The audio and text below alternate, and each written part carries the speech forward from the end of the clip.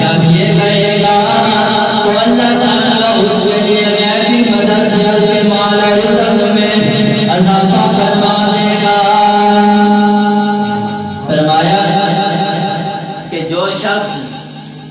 جس کے مال و دولت میں تنگی ہے، فاقہ ہے،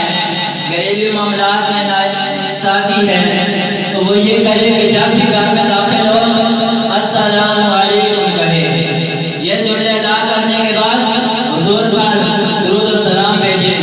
السلام علیکم ایھا النبی ورحمۃ اللہ وبرکاتہ۔ تو اس گھر میں کبھی تنگی اور فاقہ نہیں آئے گا۔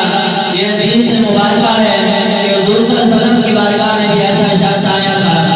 جس کے پاس